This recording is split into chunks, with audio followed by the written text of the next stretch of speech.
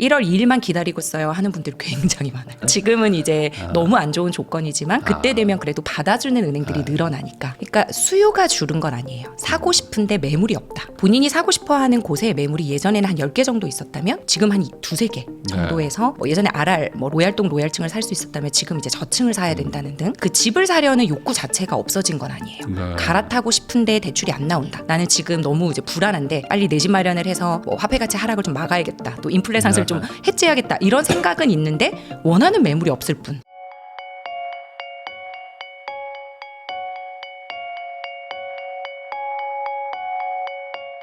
안녕하세요. 부익남TV의 부익남입니다. 오늘은 대출 전문가이시죠. 풀팩 강현옥 대표님 모시고 최근 부동산 시장에서 특히 이제 대출 분야로 한번 여쭤보도록 하겠습니다. 풀팩님 안녕하세요. 안녕하세요. 네, 저희가 이제 촬영일 기준으로는 이제 완전 연말인데 네. 이제 아마 영상은 이제 연초에 올라가게 될 것 같아요. 네. 그래서 지금 항상 뭐 몇 년째 반복되지만 연말엔 대출 안 나온다. 맞아요. 연초를 좀 기다려라 뭐 이런 네. 얘기들이 있는데 네. 지금 현재 상황에 대해서 한번 좀 편하게 좀 말씀해 주시면 좋을 것 같습니다. 우선 지금은 어때요? 지금 29일. 지금은 풀리는 은행들도 이제 점차 풀리려고 준비하는 은행들이 많지 풀린 은행들은 많지 않고 네. 연말의 기운이 확실히 느껴지는. 네. 아. 그래서 저는 이제 개인적으로는 1월 잔금처럼 급하신 분 아니면 신규 상담을 안 받고 있어요. 아, 지금은 네. 그러면 상담을 해도 사실 뭐 의미가 없다. 그러니까 해봤자 금리가 원하시는 금리를 못 맞춰드려요. 아. 예를 들어 특판금리 같은 경우에는 바로바로 접수가 가능한데 뭐 특판금리라 하더라도 예전처럼 3%대가 나오는 건 아니고 뭐 4%대 초반, 뭐 4.0, 뭐 4.1, 2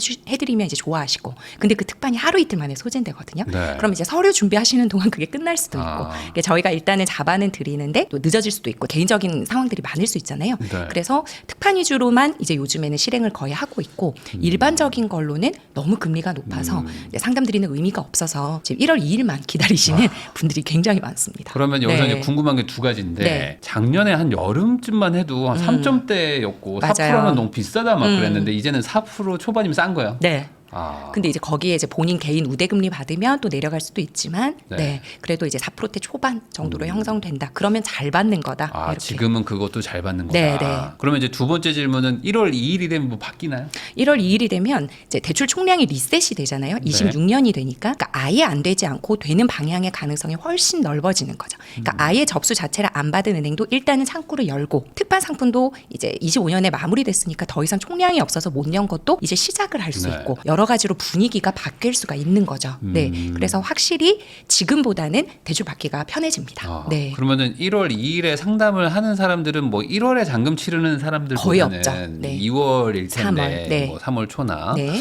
그러면은 그분들이 이제 어쨌든 대출 받을 때는 지금보다는 금리가 조금 내려가 있는 거라고 네, 봐야 될까요? 이제 거의 이제 왜냐하면 저희가 이제 특판 상품으로 거의 안내를 해드릴 거고 은행들도 지금 1월에 기다리는 고객이 많다는 걸 알기 때문에 아마 이제 특판 같은 경우에 이제 상품이 기다리고 있는 게 있어요. 근데 네. 물론 그러한 것도 이제 소진 속도에 따라서 본인이 받고 싶을 때 또 그게 가능하다는 보장은 없습니다. 그래서 네. 오픈런이 좀 펼쳐지지 않을까 이런 생각이 들고 전반적으로 대출에 대한 분위기가 좀 좋아지려면 인사이동이 각 이제 은행별로 목표 설정도 좀 하고 총량 같은 것도 이제 발표가 나서 이 정도 하겠다라는 게 정확하게 되면 한 1월 중순 이후로부터 조금 안정화되지 않을까 이렇게 보고 있습니다. 지금 정부가 뭐 공급 대책을 발표한다고는 하지만 어쨌든 지금 뭐 대출 관련해서도 지금 약간 조이고 있는 그쵸. 그런 네. 게 여전히 있고 네. 그리고 이게 내년 초 된다고 해서 확 풀린다 뭐 이런 거는 보이진 않는 거죠. 네, 네. 제가 볼 때는 올해보다 더 못 받을 수도 있을 것 같아요. 왜냐하면 이제 저희 금융권 쪽에 이제 들리는 소문에 의하면 네. 이제 가계대출 총량 그 규모 자체가 보통 이제 경상성장률 범위 내에서 나가고 작년에는 한 2.6% 정도로 이제 시작한 걸로 알고 있는데 지금 한 2%대로 맞추겠다라는 은행들이 많아요. 2%대. 네, 근데 아직까지 정확하지는 않은 거라서 작년 이제 연초에 풀리는 그 양에 비해서는 상당히 적구나.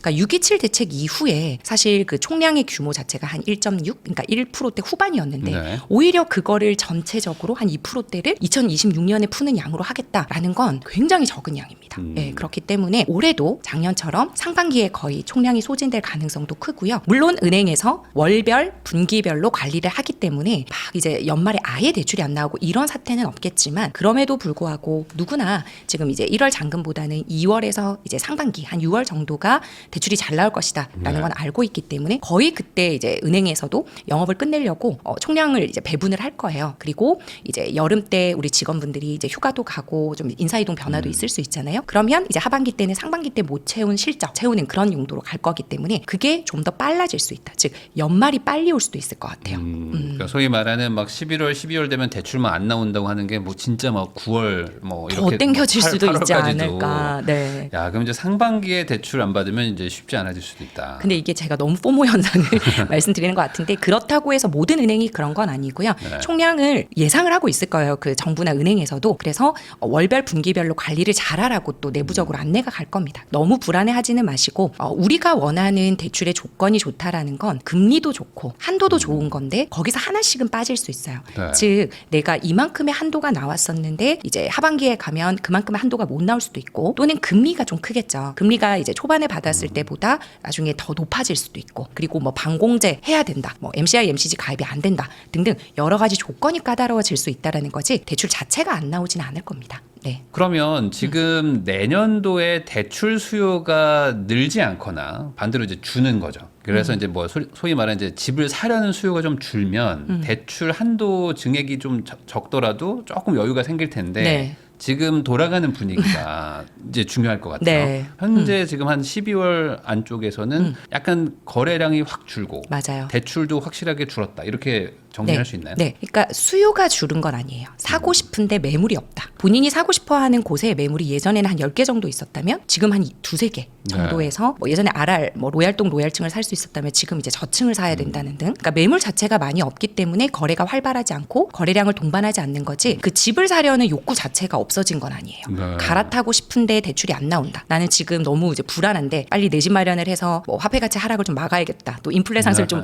해제해야겠다. 이런 생각은 있는데 원하는 매물이 없을 뿐. 그렇기 때문에 이제 거래량이 동반이 되지 않는 거지 한 번 거래가 되면 신고가를 경신하는 곳도 많잖아요. 제가 얼마 전에 반포 임장을 갔다 왔는데 하나 매물이 소화되고 나니까 그 다음 매물 5억을 올리더라고요. 네. 그러니까 이제 그런 최상급지 같은 경우에는 분명히 52억에 거래가 됐고 계약을 했는데 그 다음 매물이 이제 56억, 57억 이렇게 나오고 뭐 그렇다고 층이 그렇게 좋아지지도 않았는데 같은 동에 조금 이제 높은 층은 그렇게 형성이 되더라. 거기는 이제 물론 최상급지고 지역별로 좀 봐야는 되겠지만 지금 거래량이 동반되지 않는다고 해서 뭐 집값이 안 오르고 안정화되는 건 아니다. 그리고 사람들이 안 사려고 하는 건 아니다.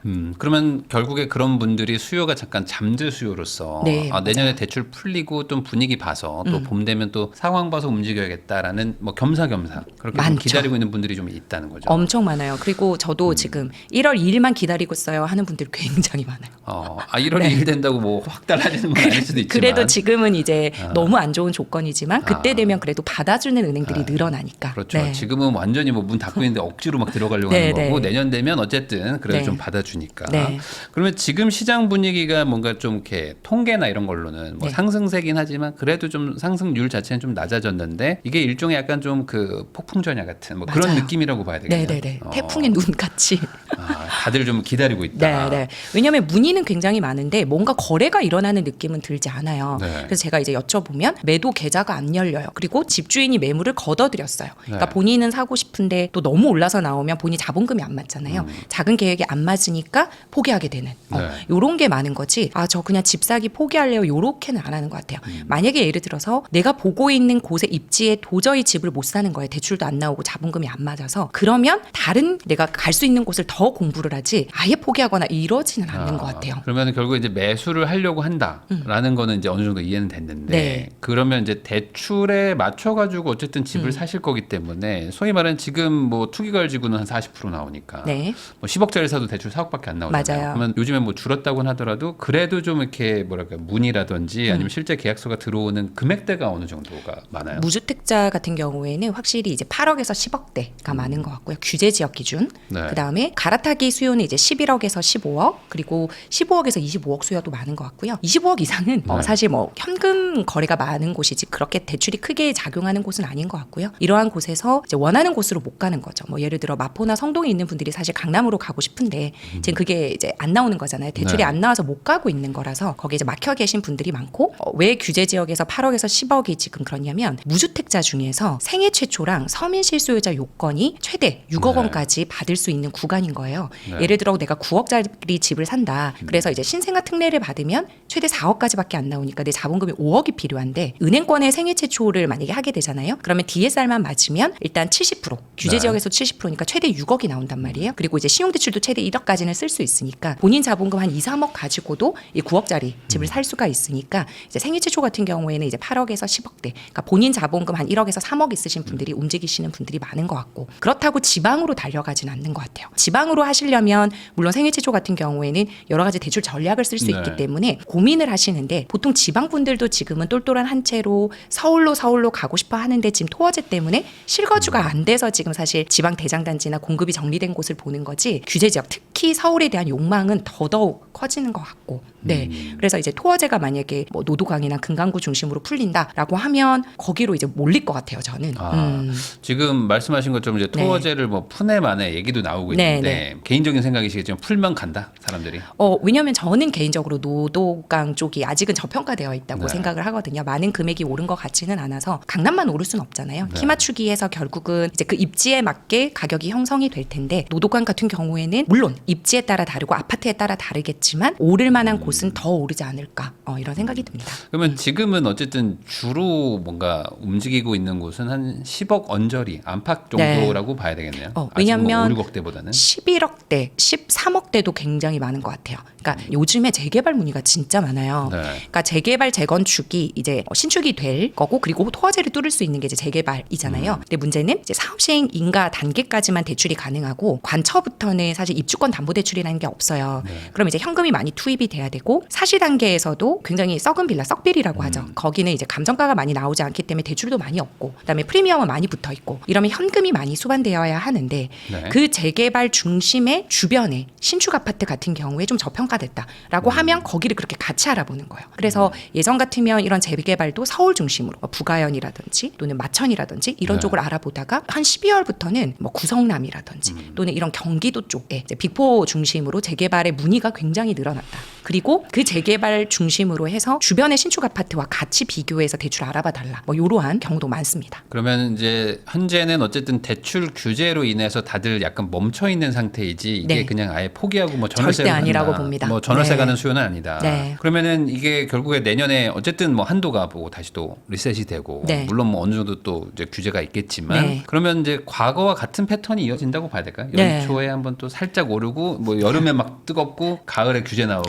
이때까지 수요 억제책이나 정부 정책으로 사실 집값이 잡히지는 않았고 그걸 시장 참여자들뿐만 아니라 정부도 알고 있을 거예요. 근데 저는 이게 선거가 있잖아요. 네. 그래서 1월 공급 대책이 나올 수도 있고 안 나올 수도 있지만 제 생각에는 1월 공급 대책이 나오는데 이 공급이라 해놓고 또 다시 이제 수요 억제책도 또 첨부가 될 것 같아요. 왜냐하면 627도 그랬고 97도 그랬고 1015 대책도 그랬기 때문에 그러고 나면 이제 지방선거니까 뭐 양도세 중과 유예를 어떻게 할지 그리고 선거의 결과에 따라서 어떤 식으로 될지를 또 한번 생각을 해볼 것 같아요. 네. 이번에 대출 관련해서 또 하나 뭐 잠깐 이슈가 된 게 이제 보금자리론 아, 이 맞아요. 금리가 오히려 올라갔다. 네, 맞아요. 지금 다른 건 다 내려갔는데 그래서 이걸 어떻게 해석해야 되냐 뭐 이런 분들도 많거든요. 보금자리론 같은 경우가 채권금리, 그러니까 MBS인데 이제 그 조달금리 자체가 상승을 했기 때문에 채권금리 상승으로 인해서 보금자리 금리도 상승을 한 거거든요. 사실 이제 이 보금자리론이 25년 2월부터 지금까지 동결되어 있었어요. 네. 그러니까 10년 만기 같은 경우는 3.65부터 50년 만기 3.95까지 3%대 중후반을 유지하고 있다가 지금 이제 금리가 오르면서 1월 1일부터는 이제 10년 만기 같은 경우에는 3.9%,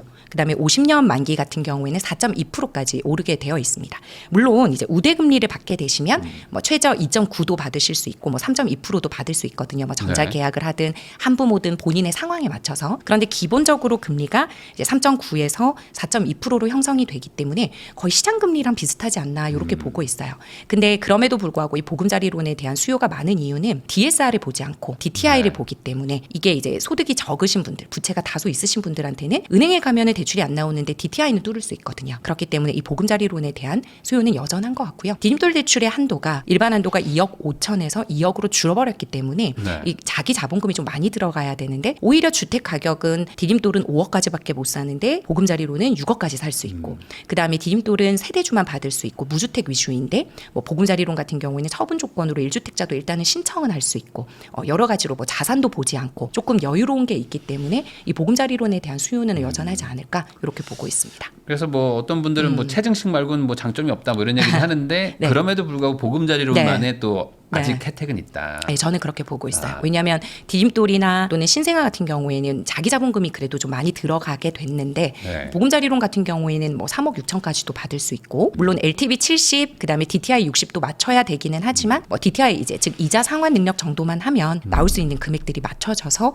내 신용 대출도 같이 쓸 수 있는 거거든요. 네. DTI가 그렇기 때문에 자본금을 조금 줄여서 내 집 마련을 할 수가 있는 거죠.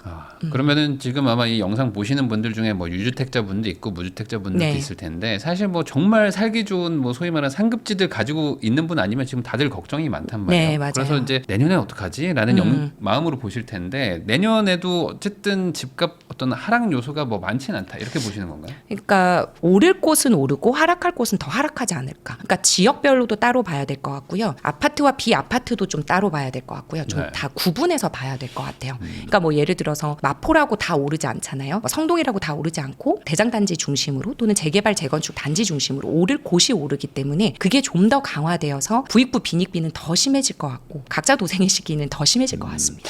네. 오피스텔이나 빌라 쪽으로도 좀 혹시 문의나 뭐 실제로 그럼요. 계약서도 많이 좀 들어오나요? 계약서가 많이 들어온기보다는 문의가 많아요. 왜냐하면 이제 오피스텔이나 빌라는 그런데 여러분 주택이에요. 그래서 네. 주택 규제를 받기 때문에 크게 재개발 빌라에 대한 문의가 많은 거고 뭐 지금은 이제 연말이기 때문에 방공제를 거의 해야 되기 때문에 뭐 이거 말고 다른 거 봐주세요. 이러한 문의가 오히려 훨씬 많은 거고 오피스텔 문의가 조금 늘었어요. 그러니까 오피스텔 같은 경우에는 또 세금이랑 대출이 다르거든요. 네. 그러니까 오피스텔은 비주택이에요. 그래서 내가 오피스텔의 매도 이력이 있어도 생애 최초가 가능하듯이 지금 나오는 규제들은 다 주택 규제이잖아요. 네. 그러니까 이제 비주택으로 인해서 내가 이제 지역이 좋고 LTV를 만약에 7, 80% 맞출 수 있다라고 하면 거기까지도 이제 맞춰서 개인 대출 아니라 거의 대부분 사업자 대출로 풀기는 하는데 네. 그렇게 하면 한도를 많이 가져갈 수도 있는 거죠. 네. 그리고 만약에 예를 들어 내가 비규제 지역에서 LTV 70이잖아요. 비규제 지역에 네. 70의 DSR이 가능한 소득 상환 능력이 좋다라고 하면 오피스텔이 이제 개인 대출로 풀어도 훨씬 규제 지역보다는 많이 나오니까 대출 자체에 있어서는 확실히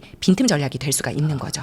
예전보다 실제로 대출을 받는 사람이 늘은 건 아니죠. 약간 좀 문의만 좀 늘은 건가요? 네, 그런 것 같아요. 그렇다고 막 오피스텔로 몰리고 쏠리고 풍선 효과 이런 거는 사실 체감을 잘 못하고 있어요. 아무래도 뭐 아직 대출 규제나 이런 것들이 막 아주 오래된 건 아니기 네. 때문에 소위 말하는 이제 눈치를 좀 보고 계신 것 같기도 하고. 그리고 오피스텔 자체가 입지적으로 봐야 된다는 걸 이제는 아시는 것 같아요. 예전처럼 2020년, 21년처럼 네. 뭐 생활형 숙박시설, 뭐 도생, 오피스텔 이런 식으로 가는 게 결국은 아파트 대체 수요인데 한 번 묶이면 못 나온다라는 걸 이미 학습한 투자자분들이 많기 때문에 지금 이 오피스텔이 정말 좋은 입지, 예를 들어 뭐 타워팰리스라든지 공동역 롯데캐슬이라든지 이런 식으로 누구나 봐도 뭐 목동에 있는 네. 오피스텔이라든지 이런 거 아니고서는 사실 입지에 관한 것도 좀 불안하고 나중에 상승 여력이라든지 물론 이제 수익 구조 가져가려고 하시는 분들 있죠. 현금 흐름 때문에는 가져가시겠지만 그래도 이거 나중에 못 빠져나오면 어떡하지?